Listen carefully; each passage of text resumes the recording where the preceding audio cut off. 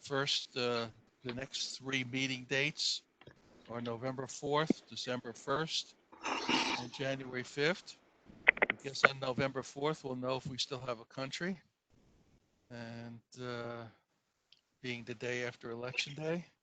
And December, I guess that will be subject to whether we have an agenda item necessary for action. Okay, we have the minutes of the September 1st meeting.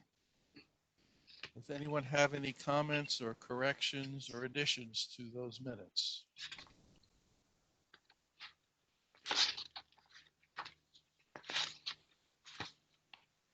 I'll move them as presented.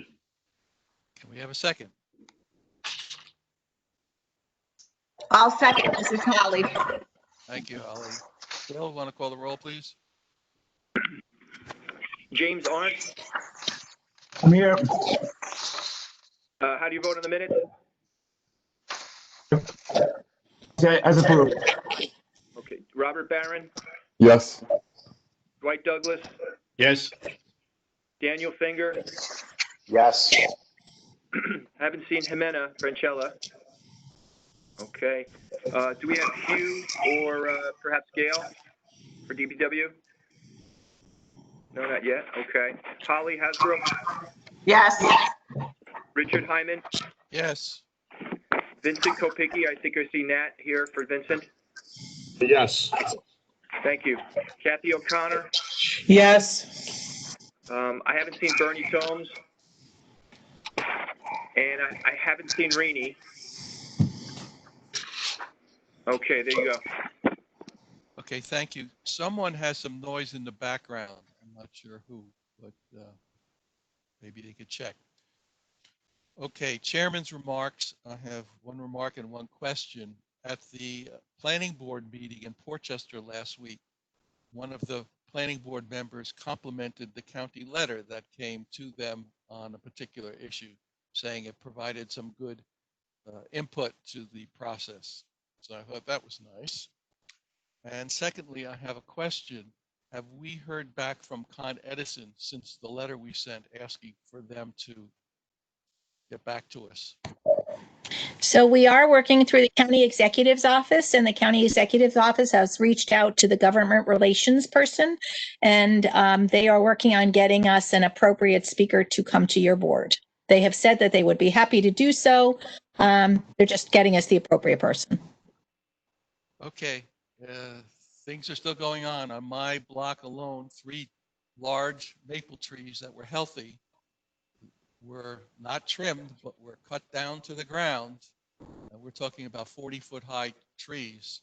I mean, yes, they're on the same side as the wires, and perhaps something needed to be done, but I didn't think they needed to be totally taken down. I mean, these are in the village right away in the strip between the curb and the sidewalk. So, and Norma, you said something, they're rushing to do it by October 1st? Well, because of certain endangered species, trees have to be cut down before October 1st, and then you're not allowed to cut down trees for a while. In areas where there's the endangered species. It's the Indiana bat, that it's because trees become nesting for it. Okay, maybe someone in the office could check and see if Westchester is included in that area, and if so, what parts of Westchester? Sure. Okay, thank you. That's it. Commissioner's remarks? So good morning, everyone. I did want to apprise you of the fact that Thursday evening, the county executive will be giving the state of the county address. He's about 6 months late with it, but obviously with COVID going on, it was more important that, he deal with that crisis. So 7 o'clock on WebEx, it's not in person, but so 7 o'clock if anybody wishes to join it. Actually, I think it's on Facebook. So we'll get to the connection. Bill, we'll get out the connection information if you haven't gotten it already. There's been a lot going on with the census in terms of a couple court cases that are out there. So I just want, because I know Ted's going to give you an update about where we're at, but I did just want to take a couple minutes just to talk about all the census stuff that's going on, irregardless of just how Westchester is doing. Although as a whole, the county is doing well. So the National Urban League versus Ross is a case that was being taken up in the federal court of the Northern District of California. It was filed on August 12th, saying that by the Census Bureau cutting back the end date of their enumerators to count to September 30th, that it was going to cause irreparable harm, and that people of color and minorities and undocumented folks were not going to be counted, which was going to obviously cause a problem for a lot of the cities and a lot of urban areas. So it was filed on the 12th. The judge did issue a temporary injunction against the Census Bureau on September 5th, saying that they could not stop counting before October 31st. A formal injunction was filed by the judge on September 24th. The Census Bureau made an announcement then on September 29th that they were going to be ceasing all operations on October 5th, because in their mind that took them beyond September 30th, but didn't take them to October 31st. So last Friday, last Thursday and Friday, the judge held two more hearings. The one on Thursday was to clarify her injunction. She so ordered, clarifying her injunction that the that the Census Bureau and the Commerce Department must continue counting until October 31st. And then on October 2nd, Friday, she actually held a contempt hearing of the Census Bureau, the Secretary of the Commerce Department, and the Census Director for violating her injunction and issuing that October 5th date. They then had to do all sorts of press releases and announcements and stuff to say that October 31st is now the date. Except that in the meantime, the Justice Department has now filed an appeal for that October 31st date.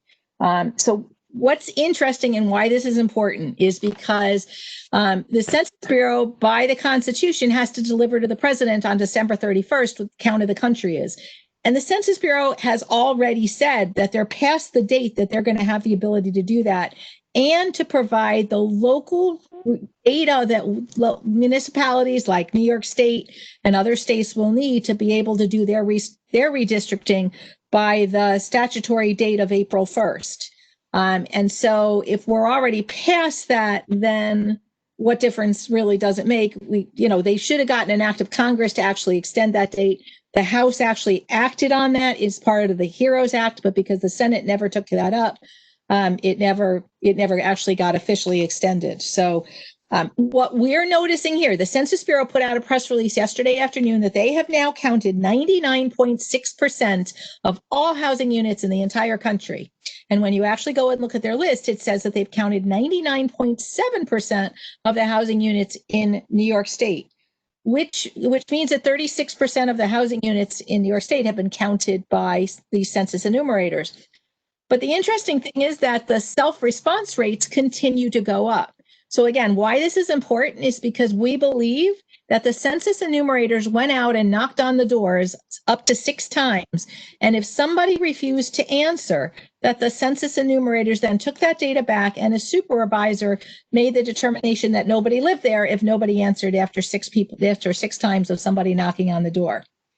And because, Yonkers confirmed that last time around, they had an extremely high number of vacant rental units in their community, which they knew was not to be the fact. So, it's important that we continue to push to get people who may be concerned about responding for whatever reason, to get them to respond. We're going to use the next 25 days that we have to really continue to get to people who were less likely or least likely to respond directly, to encourage them to do that. And we'll be able to see whether New York State's percentage goes up another 0.3% or not, because right now the self-response rate is still climbing by about 0.1% every other day or so.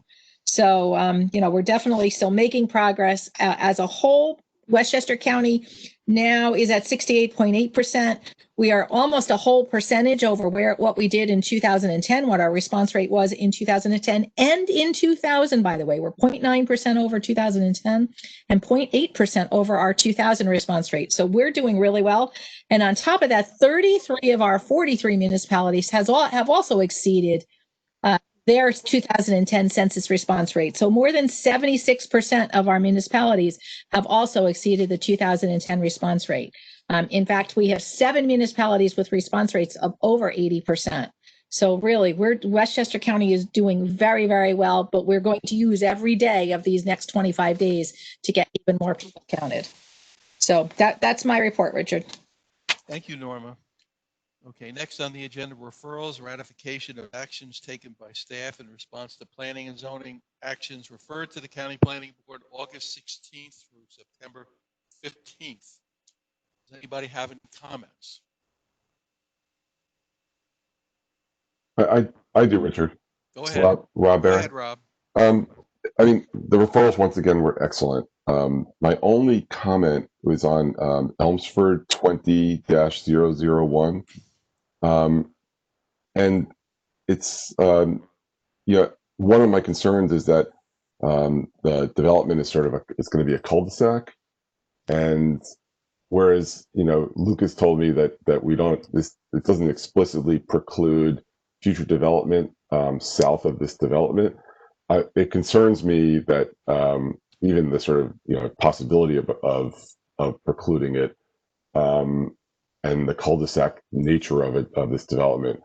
We have a number of developments in Greenberg that once they were built, you can't get through to the other side. It adds to traffic congestion on our main roads, and it makes walking almost impossible because the distances become much longer with cul-de-sacing. So if there's a way we could sort of have some kind of blanket going forward, a blanket statement that we are against cul-de-sacing, or we express the concerns in a more detailed way, I think that would be great. But otherwise, the referrals were great. Thanks. Thank you, Rob. I also want to recuse myself on that Elmsford 20-001. I had in the past did quite a bit of work for RMC Corporation, and while I did not do any work on this particular project, I do want to recuse myself. Anyone else have any comments on any of the referrals? Oh, there were quite a fewer referrals this month than there have been in the past. Is that, do you notice a change? No, just you wait for the next report. It'll be much thicker. Okay. I think there were 11 or 12 letters just last week, Richard, and 11 the week before. So yes, they've caught up. Okay, just a slow month. Any other comments or questions? Yeah, this is Dwight. I need to recuse myself from the Dobbs Ferry 13 English Lane. Otherwise, I'll move the planning referral report for August 16th, 2020 through September 15th, 2020. This is Daniel Finger, second. Thank you. Bill, call the roll, please. James Arndt, Yes. Robert Barron, Yes. Dwight Douglas, Yes. Daniel Finger, Yes. Jimena Frangelas. I didn't see her on yet. Thank you. Gail Katzman for Ugrechen, Yes. Holly Hasbrook, Yes. Richard Hyman, Yes. Vincent Kopicki, Federici. Yes. Thanks. Kathy O'Connor, Yes. Bernie Tomes. I didn't see Bernie on yet. And Rini Toback. I haven't seen Rini. Okay. Thank you. Okay, next, matters for board action. BPL 30, new home land acquisition, Tarrytown, YMCA 62 Main Street, Tarrytown. Who's doing the presentation?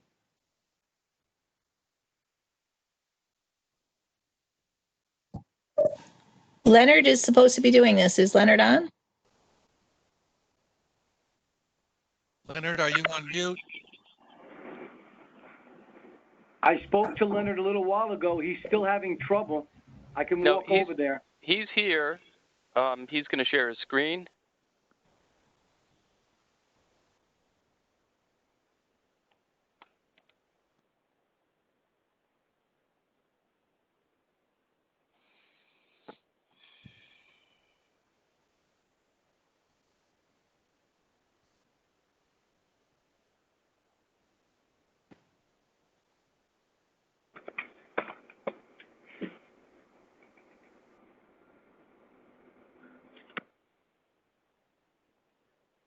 Should we move to the next item until we find Leonard?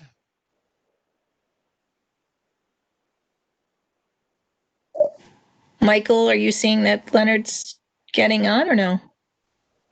I see him. I don't see him with his screen. The next item is the mobility study. If Naomi wants to take the screen. The next. Sure. Okay, Yeah, I'm go. here. Can you hear me?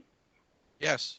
Okay, great. Just bear with me while I share my screen.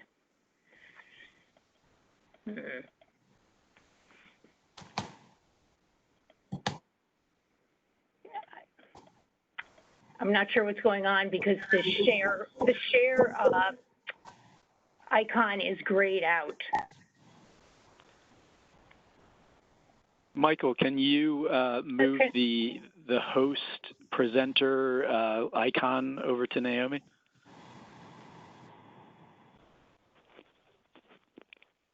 Yep.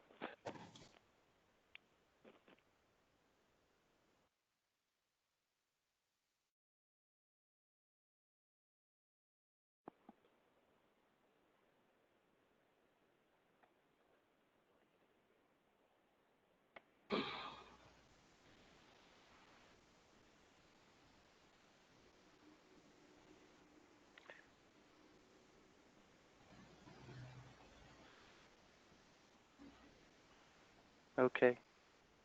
Yeah, it's still not Naomi, there. try it now. Okay, got it.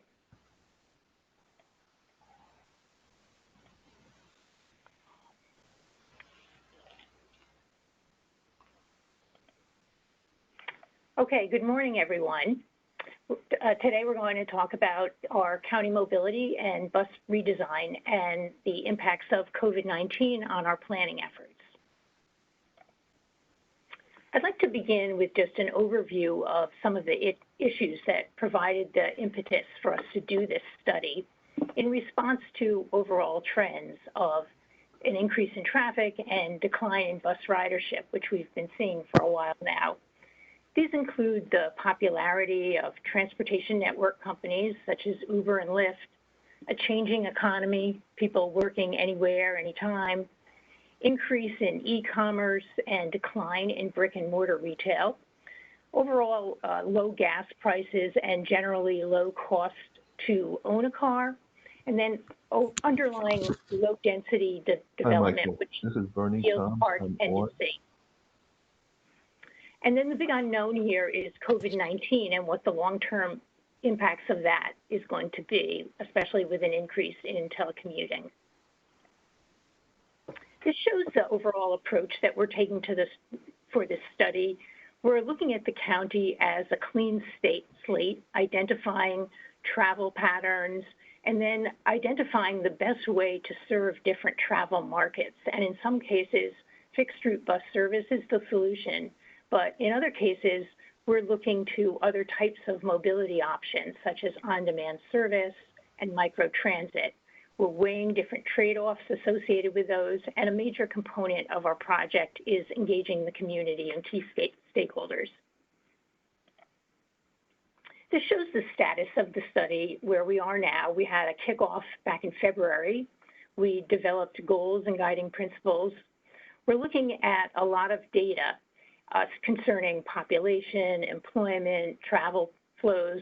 We're also looking at our bus routes in a lot of detail. And as part of our public engagement, we're starting some virtual focus groups.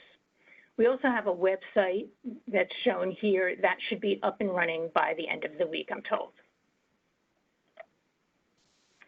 This shows the goals of the study. I'm not going to read all of them, but overall, we want a high-performing transit system that is equitably designed, that provides choices and is sustainable and has a family of different types of services. Now I just want to give a few examples of the types of data that we're collecting. This shows daily travel flows, and it was obtained from a company named Streetlight, which tracks data from cell phones that people have in their pockets. And as you can see, the thicker lines show the heaviest travel flows, the thinner ones where the travel is not as significant. And this map shows population in relation to the level of transit service that would be feasible in a particular area. So you can see the very dark colors in the southern part of the county where 10-minute bus service would be feasible, but the very light colors, the grays and pinks, could really only support a bus service about once an hour or even less than that. Another indicator of transit propensity is household income and whether or not households have a car. As I mentioned, we have a robust public input plan, and we started some virtual focus groups where we scheduled 15 in total. We've had 11 so far, and we expect to reach just through this initial round about 90 people. We've had a wide array of people that have participated, town supervisors and mayors, representatives of colleges, housing authorities, business improvement districts, and social service agencies. And we're getting a lot of different types of feedback. Overall, what seems to be rising to the top of people's concerns is transportation is linked to the economy at both ends of the spectrum as a way out of poverty at one end, but also as a way to attract talent at the other end. And other issues that we've heard before that people are emphasizing are the need for east-west travel and people's interest in complete streets and wanting bicycle and pedestrian environments. We're also getting a glimpse into people's views about where they see the transportation network going and people's travel habits with COVID-19. As an example, we're seeing near empty Metro North lots, which we haven't seen for a long time. So the next step will be to take this, what we've gotten from the public input and what we see in the data, and to synthesize all the information and to start to develop alternatives. And then eventually we want to do more public input in person once obviously the public health situation allows. So now I want to bring it back to the issue of COVID-19 and some of these trends that we are seeing now, we had seen prior to the start of the virus, an increase in telecommuting, a very strong increase in e-commerce with people getting deliveries at home. And the graph that I have here shows an increase in e-commerce by sector just from 2012 to 2016. And since then, it's gone up even more. A decline in transit ridership. We were at a peak in 2013. Transit systems around the country peaked then. We carried about 33 million riders. And last year, we only carried about 26 million. And now we're up to about 60% of our ridership, but COVID is such an unknown. We're really in uncharted territory. We're really starting to ask questions about how people's travel and trip making is going to change. What changes in land use will there be? Will there be office vacancies? Where will people want to live? What will their residential preferences be? And overall, we want to emphasize to the public that transit is essentially safe, that we're following CDC guidelines with cleaning and ventilation. And studies have shown, some initial studies have shown that the risk of transmitting the virus on a public transit vehicle is minimal if masks are worn and these guidelines are followed. So it is critical that we emphasize that. Now I'm going to turn the presentation over to Craig Lader, who is going to discuss in further detail the specific impacts on our ridership from COVID-19. Good morning, everyone. Can everyone hear me? Yeah. Okay, great. Yes. So as Naomi said, I'm going to share some information about ridership impacts due to COVID-19. I'm going to be speaking in terms of average total weekday ridership because that provides the best comparison and allows us to see what's been going on this year versus a typical time at the same time of the year last year. So this graphic, you'll see two lines. The red line at the top indicates what our average ridership based on fare box information was in 2019 based on monthly averages. And the blue line represents everything that took place between the beginning of March and as of the end of last week during this COVID timeframe. And you can see pretty dramatically the impacts. So on March 9th, as everyone remembers, the new Rochelle containment zone was announced, and that was the very beginning of the crisis. And you could see the immediate dip and dramatic drop in ridership that took place in that early period in March. On March 23rd, Beeline suspended fares and instituted rear door boarding, mostly to protect drivers from passengers who are entering from the front door who would otherwise have to spend time putting their MetroCard or coins into the fare box.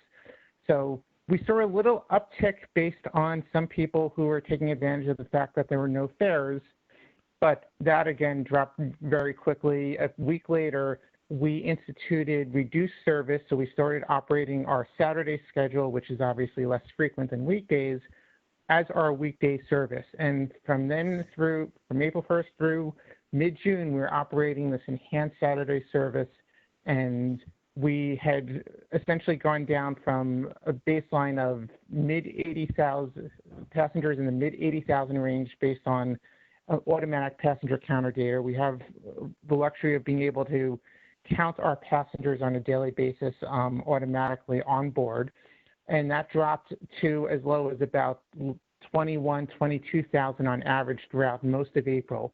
And then as things started to calm down and the crisis started to subside a little and some businesses start to reopen and people start to move around more, we see the gradual increase and return of passengers.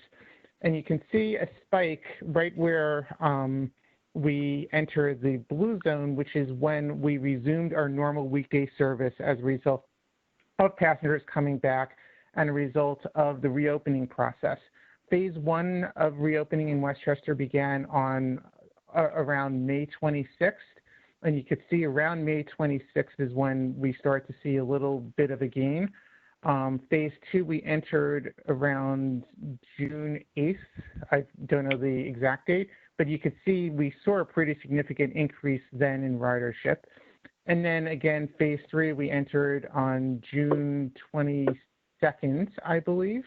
And at this point, we've seen now the gains really becoming consistent. Throughout the summer, we saw the increase gradually continue to come back. We saw a few intermittent dips, which were largely based on other factors. So for example, you'll see a dip around July 9th and April 4th. Those were both severe storms, including Tropical Storm Isaias on August 4th. So you can take out those outliers and see the clear trend lines. And then as of September 8th, we resumed fare collection and we resumed front door boarding. And we saw a notable drop in passengers, about 15%, resulting likely from the fact that now fares were back in the equation. And we've seen a little bit of a comeback in the past month. It's a little too early to tell what the long-term implications are, but we have seen that drop from our highest levels in the late summer, back when fares were not being collected. So it'll be interesting to see how that progresses. This is typical of what other transit agencies have seen when they start resuming fare collections as well. Now, in terms of the types of services that we offer, this provides some really fascinating information. And you can really see, I guess the baseline that we're talking about is if we compare the peak of our ridership in fall of 2019 to what we've seen over the past month, you could see the average weekday ridership based on the automatic passenger counter data we have is down in the low 40% range. And you could see some of our route types like subway, like the core routes that connect to our subway, the New York City subway system, and the core intercounty routes. These are the ones that run with frequent headways, 15 minutes or less during peak periods on weekdays, are very much in line with averages. We do see that there are other routes that have had more dramatic decreases year to year, including our express routes, which aren't necessarily a surprise, given the propensity of people to work from home whenever possible. The corporate shuttle loops, these are the routes that serve the Platinum Mile, connecting to Metro North. We've seen a larger percentage loss compared to the system-wide average, but the most glaring statistic is the Metro North feeder routes. These are the routes that serve communities such as Larchmont, Hartsdale, Scarsdale, Dobbs Ferry, and go into the neighborhoods and bring people to trains and have time connections to trains in the morning and to bring passengers home, back to their homes in the evening.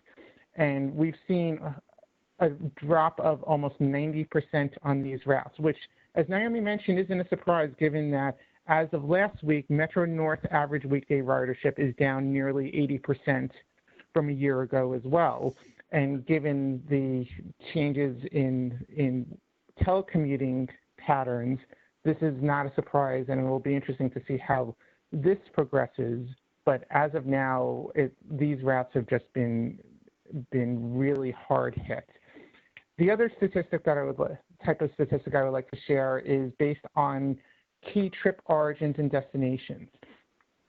So Beeline, as I mentioned, serves nearly 100,000 passengers on a normal weekday in the fall when these statistics were drawn.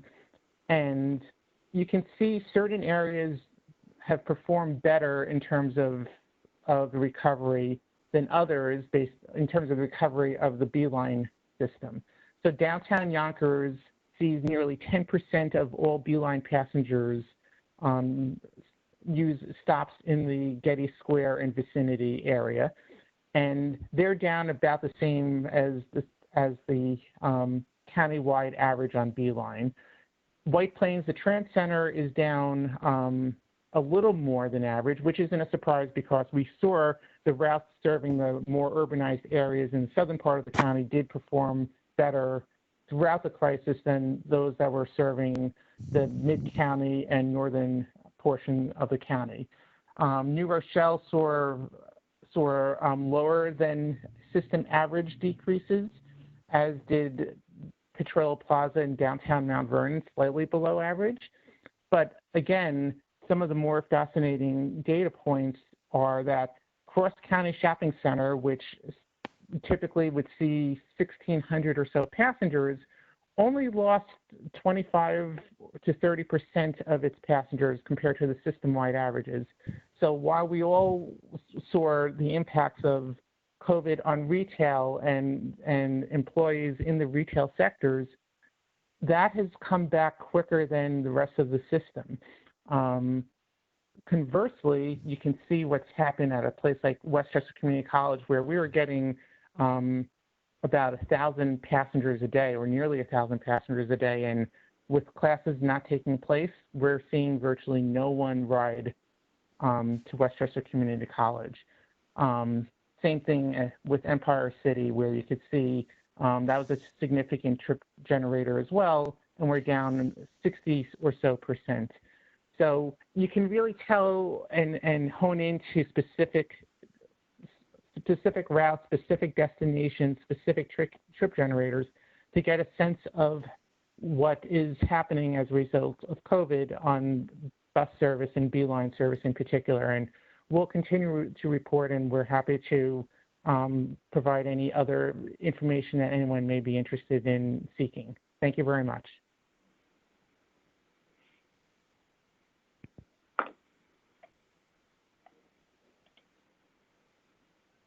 Is that it, Naomi? Yes, it is. Thank you, Craig. Okay. Does anybody have any questions?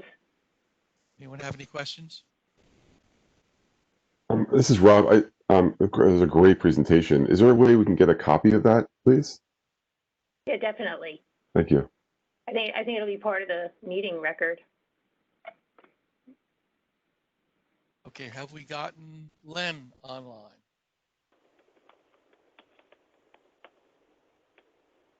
I'm here. Can you hear me? We can. Now, can you Okay. get the screen? All right.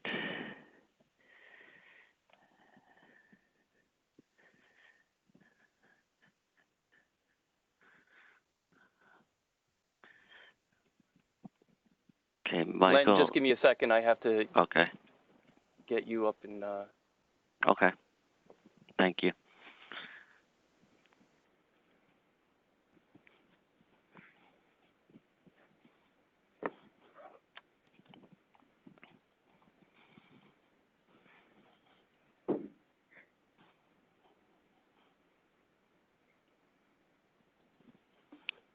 Okay, so now, Len, you can share your screen. Okay. All right. Well, good morning, everyone, and sorry about the technical difficulties earlier. So I We assume still everybody. don't see your screen, Len. Okay. You have to go up to the share button.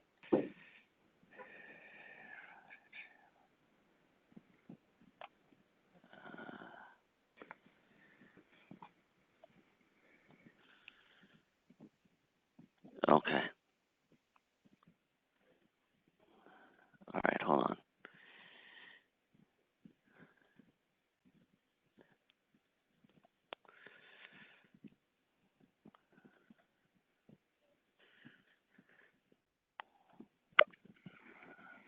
Len, do you see the share button on the top left? Yeah.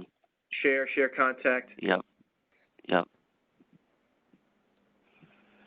There we go. Okay, it's coming. Okay. Now everybody can see it? Yes. And if you can Okay, enlarge perfect. that, Len, so enlarge that so you only see one screen. Yeah, the presenter mode. Presentation mode with the screen.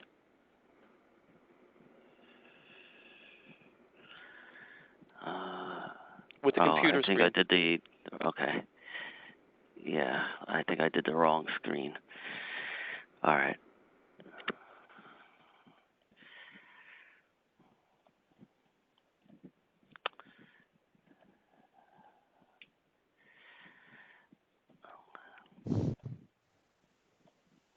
I can't get this.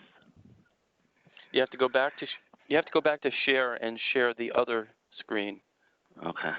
Share content screen probably 2, not screen 1.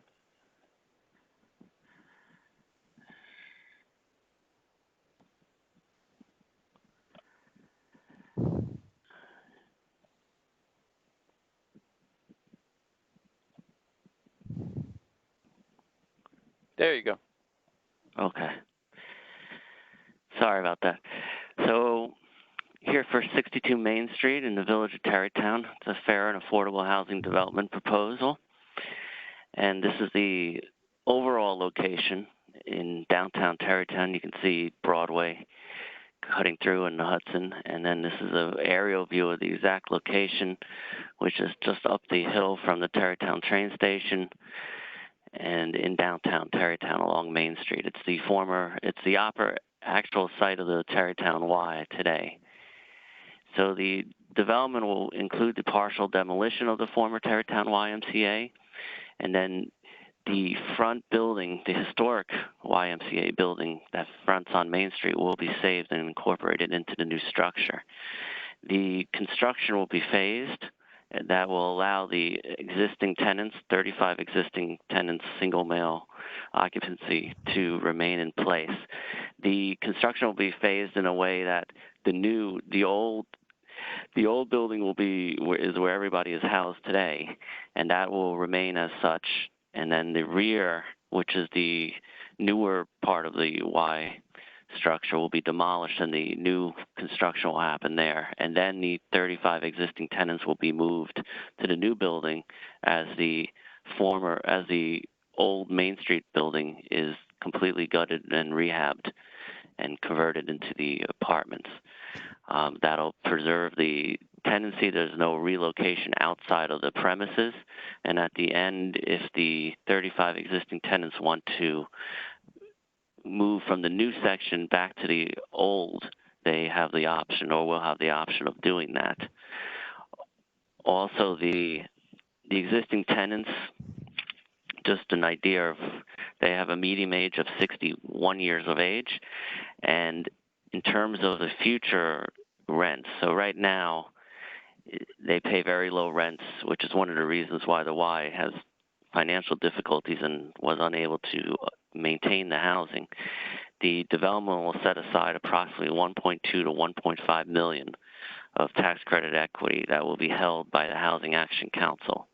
The Housing Action Council will create and administer a rent subsidy fund for 27 of the men who currently live at the Y, and that'll last for up to 20 years. The rent subsidy program will fill the gap in the rent from the rent that is actually charged and that which the existing tenants can afford based on 30% of their income.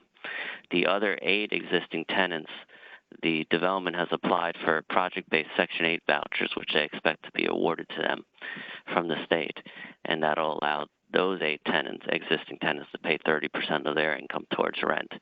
So that is the plan for the existing tenants, both during construction and then following completion construction. This is a picture of the historic facade on Main Street. This will all be preserved. There'll be no change on the way it looks from Main Street today. And then this is the rear part of the existing YMCA. This is the part that will be demolished, and the new structure will be built on this part. You can see in the background, you can see the taller structure, which is the Main Street building. This is the existing interior conditions, which you can see this obviously needs work, and the hallways are very narrow and things like that, and have been faced with deferred maintenance over the years, plus don't meet certain things like ADA compliance, etc. So as we discussed, this is new construction and adaptive rehabilitation.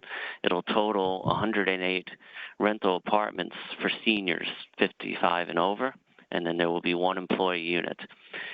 Under the new building, there'll be 193 parking spaces in total. That'll be 123 parking spaces for residents, and then there will be public municipal parking for 70. That'll be operated by the Village of Tarrytown. There'll be an outdoor rooftop courtyard seating area as well. In addition to, I should just go over the approvals that they received. So they've been working with the Village of Tarrytown for the last probably year plus, and they've gotten their SECR completed in June of 2020. They were recommended by the Planning Board to the Village Board for the creation of the Senior Citizen Floating Zone, and the Town Board or the Village Board approved that in September of 2020. So the site plan is the only outstanding approval from the Planning Board, which is expected to be received within the next couple of weeks. So the affordability ranges from 40 to 80% of AMI. As you can see, there's multiple tiers and pretty much evenly spread between those income limits. This is just to show what the income limits would be for a 1- and 2-person household, between 40 and 80%. And then this is the proposed financing, which they are seeking bonds from New York State Housing Finance Agency, and then additional subsidy from Housing and Community Renewal in the amount of about $13.4 million, and then federal housing tax credits.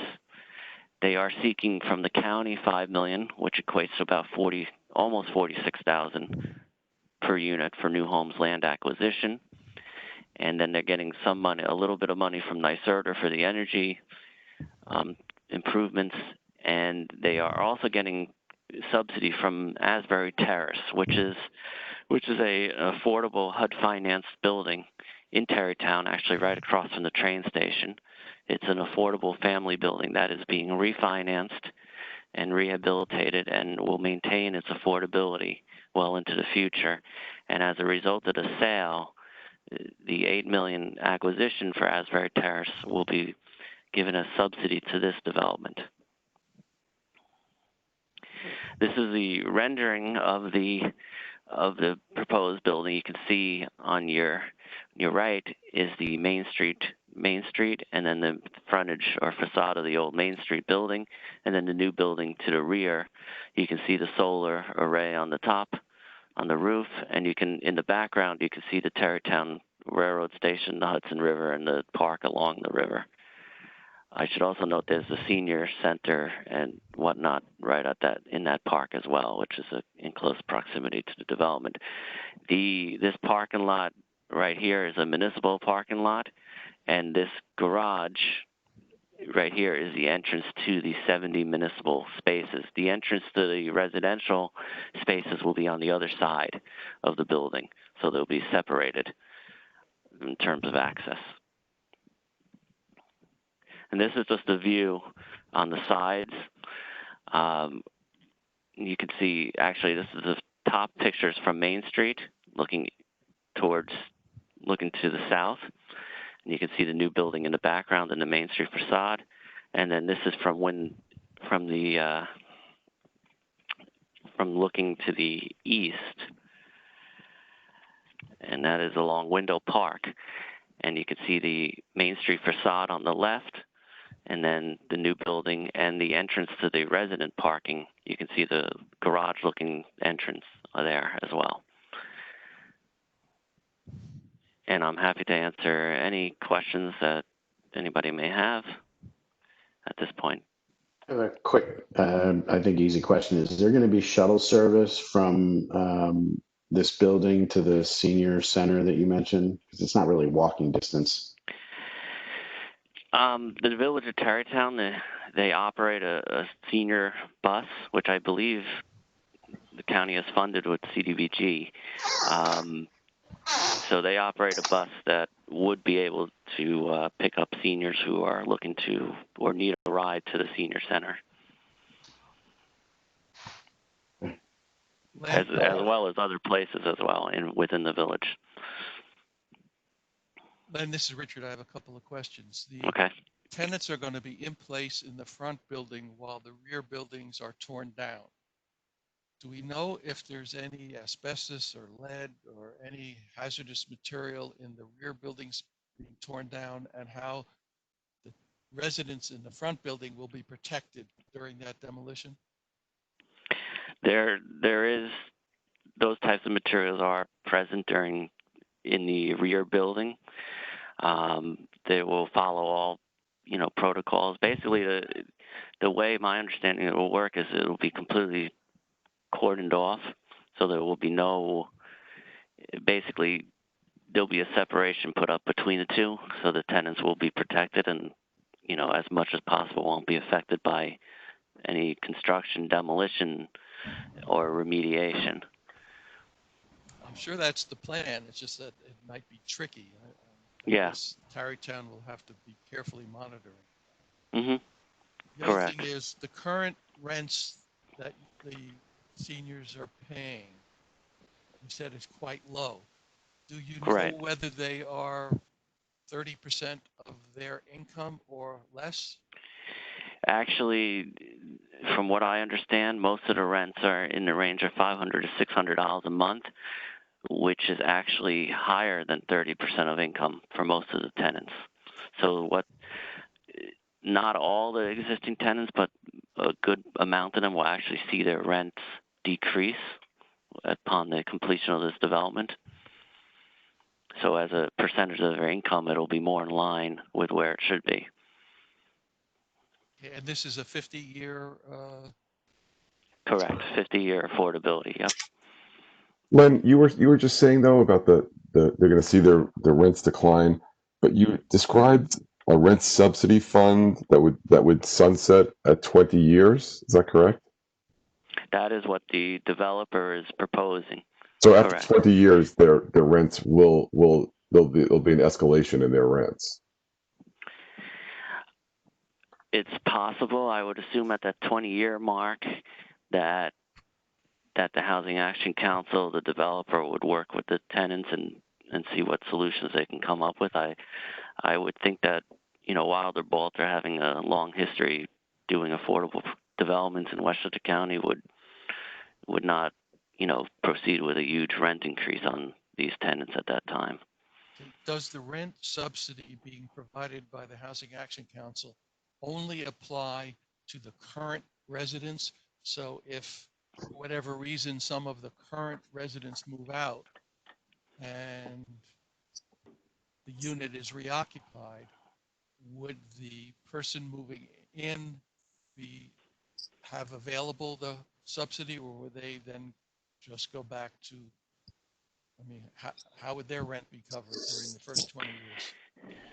So my understanding is that the rent subsidy program being developed by the Development and Housing Action Council would only be available to the 35 existing tenants, not to any new tenants coming in. Their rents would be at the 40% to 80% AMI levels.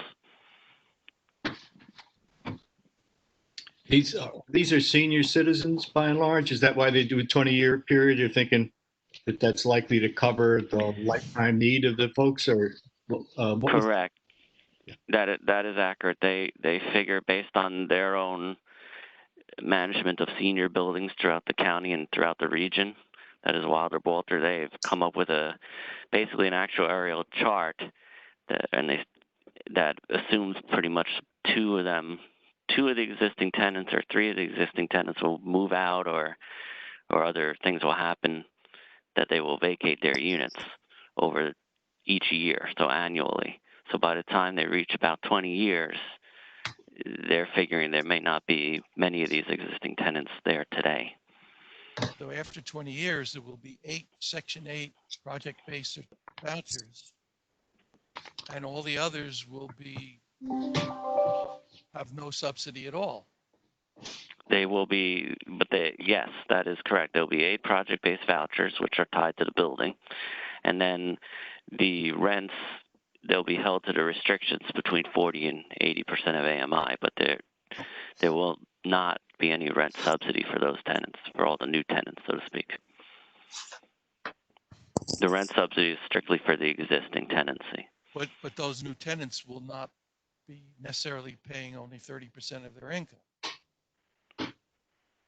They shouldn't, I mean, in terms of compliance, they shouldn't be paying more than 30% of their income. That's pretty much the standard. So when Wilder Bolter rents the units, they should be looking at the income, the future tenant's income, and then see what 30% is and see where they fit, if they fit 40% of AMI, et cetera.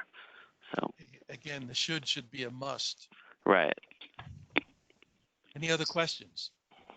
Yeah, Len, what is the value of the parking space subsidy that's going to all the residents? I mean, I'm assuming they're not going to be we're basically building spaces, and I'd like to know what that cost is, and then what the value is in terms of providing this free parking to them. Okay. I'd have to look that up, but I can get back to you on that one. And what was because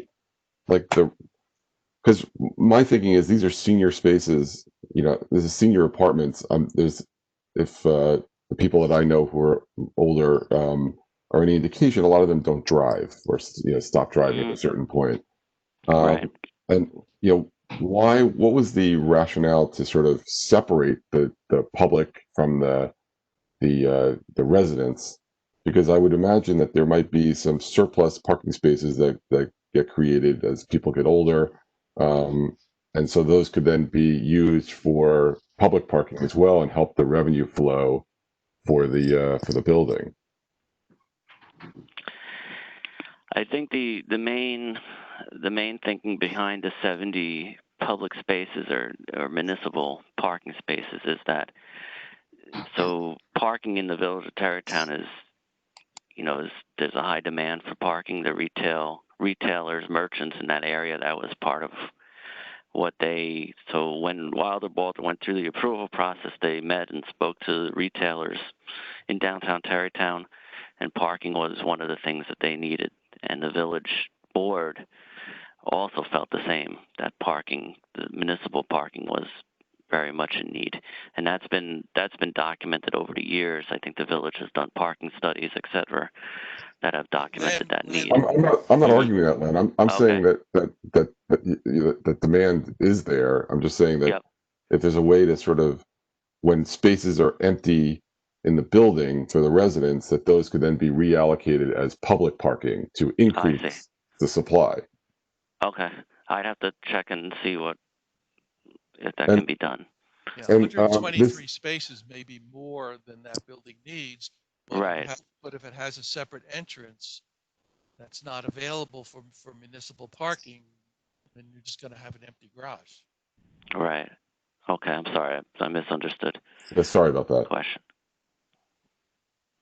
Any other questions? Yes, hi, this is Holly. I have a question about this Asbury Terrace building. Who owns that and who is it being sold to? And who's renovating it? Is that Walter going to be renovating that also? No, that is, so Wilder Balter, other than receiving the $8 million from Asbury Terrace, is not involved per se in the Asbury Terrace. Asbury Terrace today is owned by an HDFC. I believe it's a bunch of local churches, I believe, are the ownership. So Asbury Terrace was built probably in the 70s or 80s and hasn't had much renovation rehab work done since.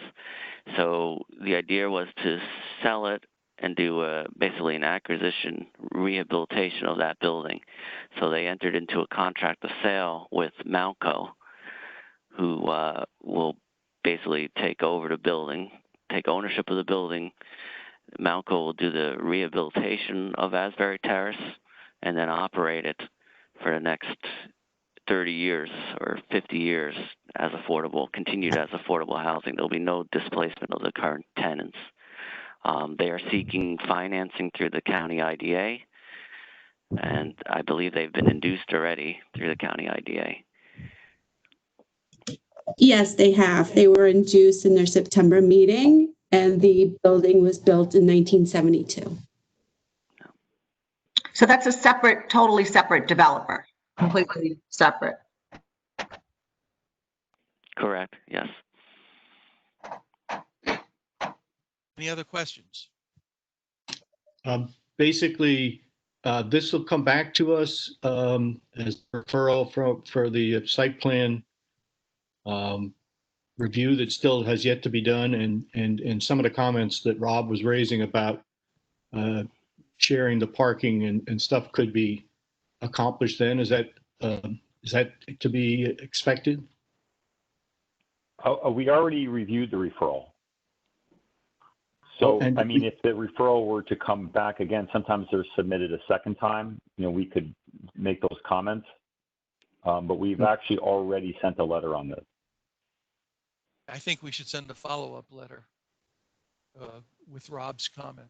Yeah, I think that's important that you don't create 123 parking spaces for seniors of the number of units that we've got and then not allow for the use of those parking spaces if they're not being used by the seniors. I think that's a reasonable thing to request that it be set up that way. The other thing I was thinking about was the funding from Asbury.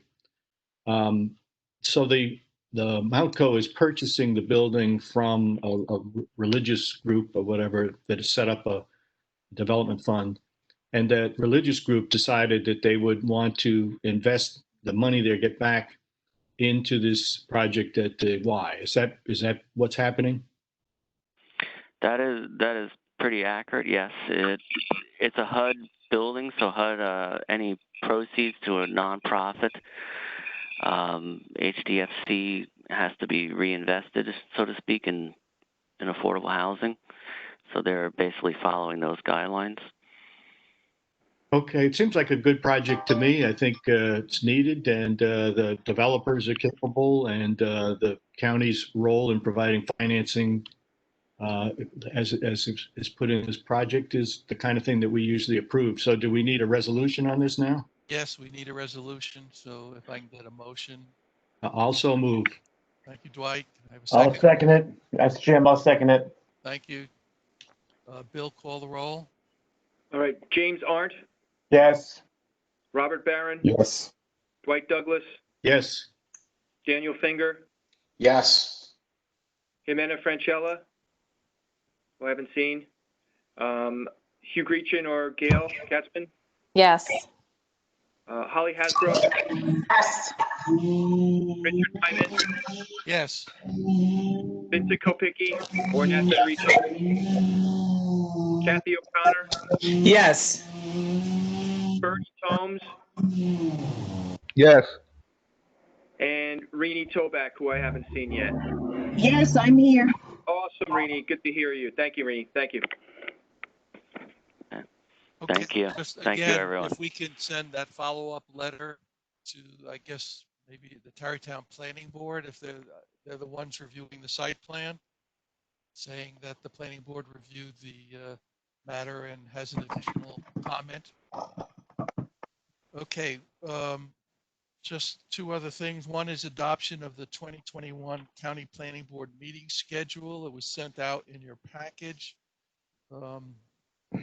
10 of the dates are traditionally first Tuesday. The only difference is the election day. It's the first Wednesday in November, and in September it's moved forward to avoid the Jewish holidays. Is everyone okay with the adoption of the county board meeting schedule? Also, I don't know if this is the time. Are we going to continue at 8:30 in the morning? Maybe at some point in the future we'll actually meet in person. Yeah. And we could go to 9 o'clock.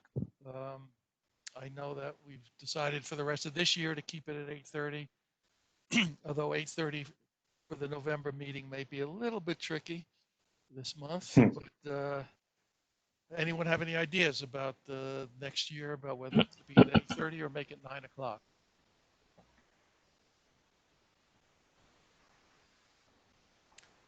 Well, if there are no comments, then I guess we'll keep it at 8:30. I guess we can change in the middle of the year if we can actually meet in person.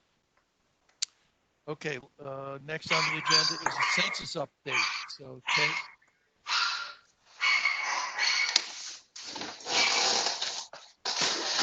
And somebody needs to mute their background noise. Someone needs to mute. Or at least put the dog on the call. Go ahead, Ted. Oh. Ted, are you muted? Can you hear me? Now we can. Okay, great. Can everybody see my screen? Yes. All right, great. So as Norma mentioned, the census is ongoing through the end of October. There was all that flurry of federal litigation, a lot of uncertainty about exactly when we would be ending this, but it seems that we do now have until the end of this month. And just a reminder that, we sort of have the two processes going on at once. We have self-response and then we have non-response follow-up. Non-response follow-up refers to the enumerators, the door knockers, going door to door, trying to track down the households that haven't responded, or to also confirm responses from a subset of people who already responded, just to as a quality control measure or to confirm something that may be a mistake. But the U.S. as a whole, as far as self-response, is at about 66.7% as of Sunday. And you can see different states around the country. New York has been a bit of a laggard historically. We have a lot of hard-to-count areas in New York State, but we're currently up to 63.8%. So, for instance, over the last month, the U.S. is up about 1.2%, whereas New York State is up about 1.8%. So you can see that as we get more time to respond to the census, this really is to our benefit. And every day, people in New York State and here in Westchester are responding themselves online, and we are getting responses from people who the enumerators may not be able to get a hold of. So, we still need to keep the push out there that people need to self-respond themselves online. Don't think, oh, I'm just going to wait for an enumerator to track me down. So looking at self-response rates in the region, the county is now up to 68.8%. And you can see this ranking hasn't changed too much over the last couple months, but again, the steady progress that we've been making. And as Nora mentioned, we're now ahead of our 2010 self-response final rate. So on that metric, we're doing very well. We hit that back on September 19th. And also if you want to go back to 2000 to look at another metric, we also are ahead of our 2000 self-response rate. So, using that, I think that's a pretty good measure of how we're doing. Overall, pretty well. And here is the graph showing that response every day. You can see that green line, again, represents the number of people who've responded online versus the top line is that total response line, including people who are calling and people who have mailed back their questionnaires. So zooming into the local level data, looking at the tract level data that the Census Bureau continues to release every weekday through the end of the month, you can see, for instance, Port Chester is now the municipality with the lowest self-response rate in the county. We identified these areas of Port Chester as being very hard to count areas. And you can see that downtown tract 80 we've been looking at for a long time is one of the 3 tracts in Port Chester that are still below 50%. But you can see, for instance, this is a great graph to show you in the last month, if you look at maybe, let's say, 8:30 through the end of September, that the response rate has actually gone up. So again, every day counts, and we really are finally now getting to these hardest to count areas. Hey, Ted, let me interrupt for a second. Just go back Sure. to the Port Chester. Yeah. While Port Chester is very low, I am sitting in Port Chester right now. I do want to thank Joan Grangeois Thomas and Zell Sanchez and the whole Port Chester Census Committee.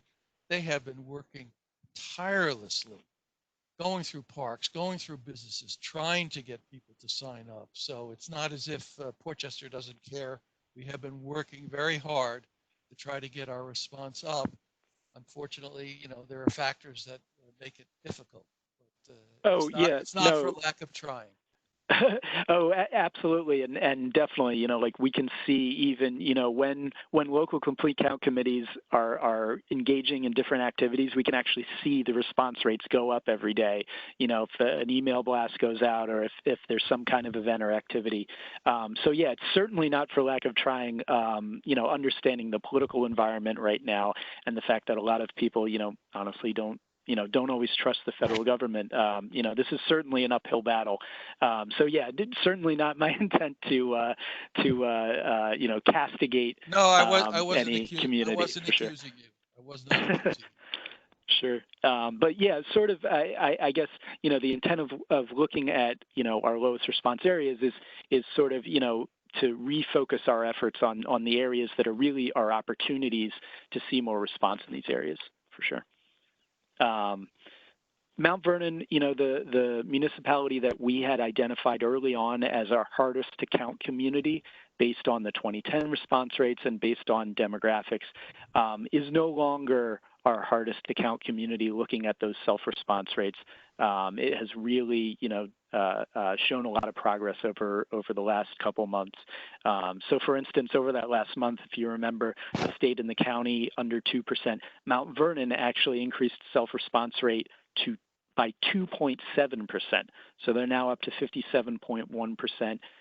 So they now exceed their 2010 final response rate, but they do still have 7 tracts that are below 50%. So really areas to focus on. And if you remember that tract 35, which is down, sort of in the corner bordering Yonkers and the Bronx and the Mount Vernon West train station, that's now above 40%, up to 41.1%. And that area actually increased by 3.4% over the last month. So, again, really just driving home this point that the hardest to count areas are the areas where we're actually now seeing good response. Moving over to Yonkers, overall they're at 61.3%, but they do still have the second lowest response rate tract in the county, which is still at 38%. That's their only tract that's below 40%. And you can see that, again, looking at the 2010 response rates, even though that is a very low response tract, that tract is actually higher than it was back in 2010. It had very low response back in 2010. Moving up to the northern end of the county, you can see that northern Westchester really doing very well, very high response rates, but we still have those two laggards, the tract that contains our Grasslands campus at Valhalla and Mount Pleasant. Obviously that is still the lowest response tract in the county, but obviously it's a very unusual tract. It's a special tract, a lot of institutional population there, the medical center population there. So reaching that community, obviously very difficult, very different than an urban neighborhood that we're looking at otherwise. And then otherwise you can see that Peekskill, its central tract, is still below 50%. Overall, the city of Peekskill is up to 62.6%, but that tract 143 in central Peekskill is just below 50% at 49.9%. So looking at, we're looking at tract level data on that map. To look at the overall for each municipality, you can see the list of municipalities that have the lowest self-response rates in the county. Again, as I mentioned, Mount Vernon had the lowest self-response rate for a long time, but they have pulled ahead of Port Chester at this point.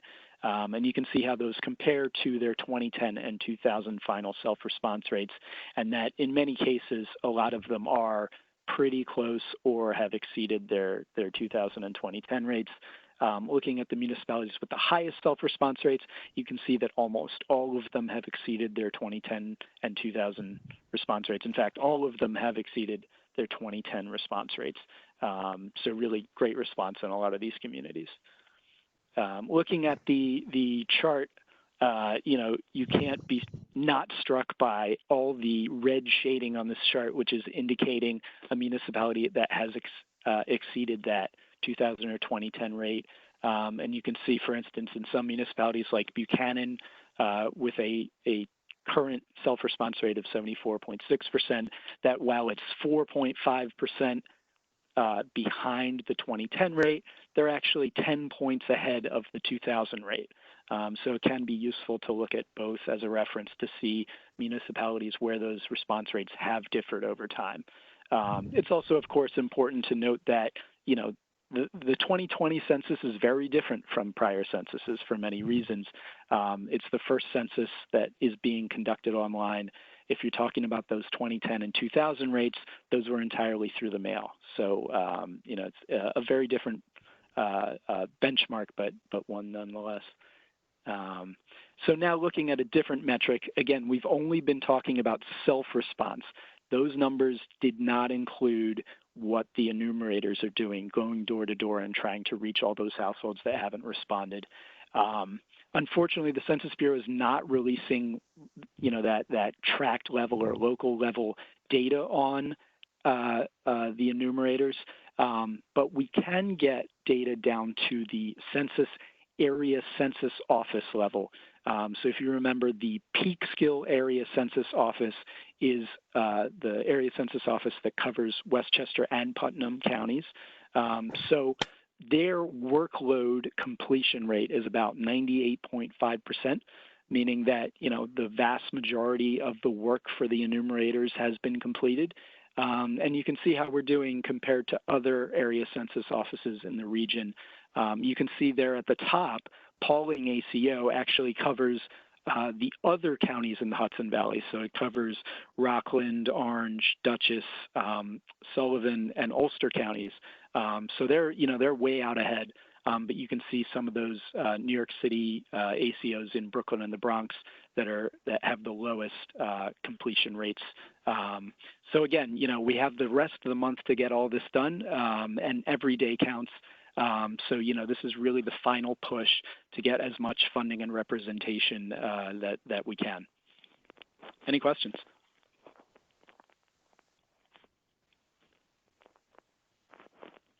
Thank you, Ted.